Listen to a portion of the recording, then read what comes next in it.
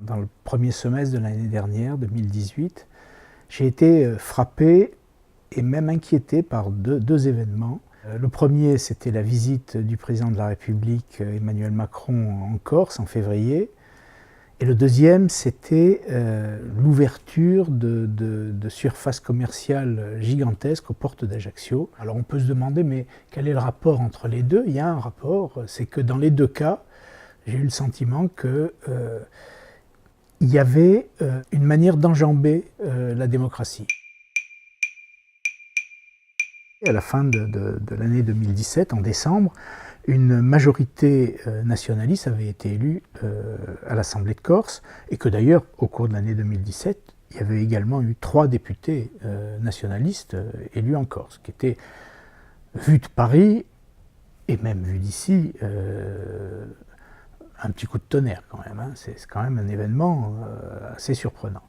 Et donc, quand Emmanuel Macron vient en février, on est 3 mois après l'élection de l'Assemblée de Corse, les citoyens attendent effectivement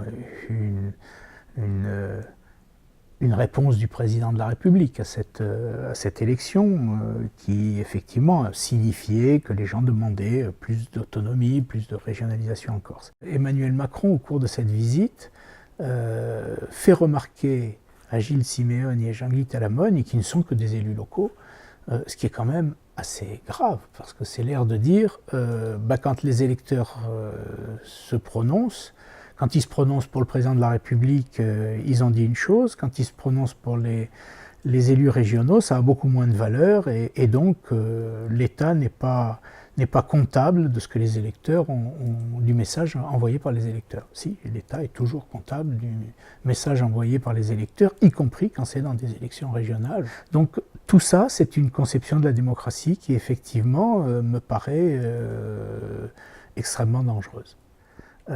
Et alors, l'ouverture des grandes surfaces aux portes d'Ajaccio m'a inquiété parce que 3 grandes enseignes à proximité les unes des autres, aux portes d'Ajaccio, avec des surfaces commerciales qui sont parmi les plus importantes, enfin les plus grandes recensées en Europe.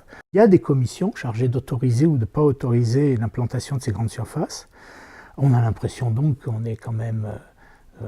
on a une certaine garantie, et en réalité pas du tout. Ces commissions, depuis 2007-2008, ont été complètement dénaturées.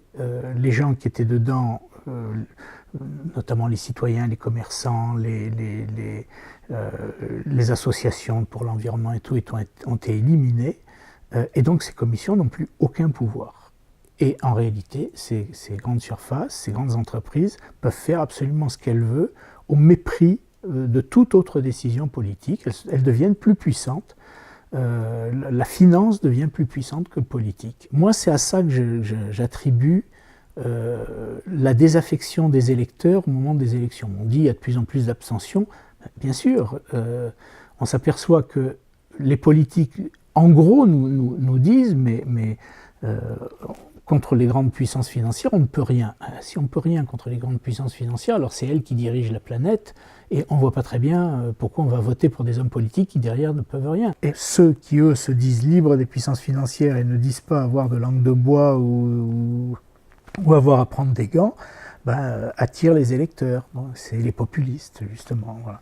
Donc c'est vrai que ça permet, à partir d'un petit cas comme la Corse, d'avoir une analyse sur ce qui est en train de se passer dans toute l'Europe, et au-delà même de l'Europe, puisque aux États-Unis, c'est aussi pas loin de cela en termes d'analyse.